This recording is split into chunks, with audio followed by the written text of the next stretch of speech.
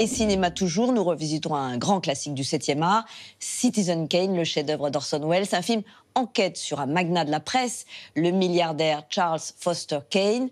C'est le portrait d'un personnage gigantesque, mégalomane, égoïste et solitaire. Quelques anecdotes par Christophe Carrière.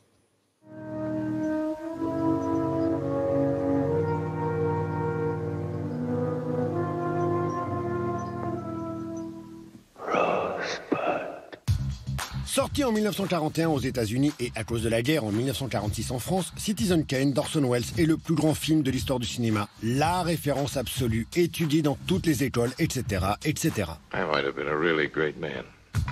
Le premier à jouer aussi admirablement sur la profondeur de champ, le premier à imposer des plafonds habituellement invisibles au cinéma pour jouer avec les contre-plongées et que les personnages se sentent étouffés.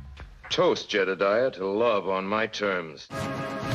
Le plus incroyable, et qui forcera l'admiration de tous, c'est l'âge de Welles, 25 ans seulement, quand il réalise ce qui est son premier long métrage. Le gars est un génie, et c'est un insolent qui ose s'attaquer à travers le destin de Charles Foster Kane à la vie de William Randolph Hearst, magnat de la presse qui fit tout pour empêcher la sortie du film, et même en amont, de briser les reins de Welles.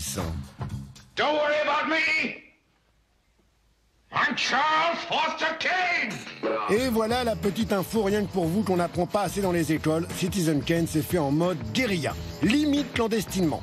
Produit par la RKO, gros studio hollywoodien, Welles le tiendra très peu, voire pas du tout au courant de l'avancée de son film, ni même de son casting, que des inconnus issus de sa troupe de théâtre. Et ce, pour éviter que les infos n'arrivent aux oreilles de Hearst et pour éviter qu'on lui mette des bâtons dans les roues.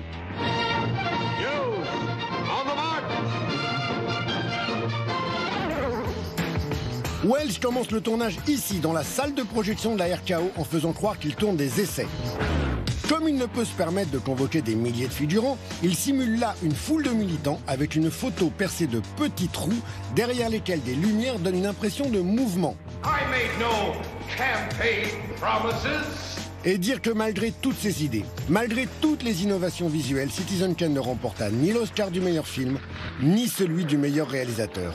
Un raté dont l'Académie a encore honte aujourd'hui. Yes, she can.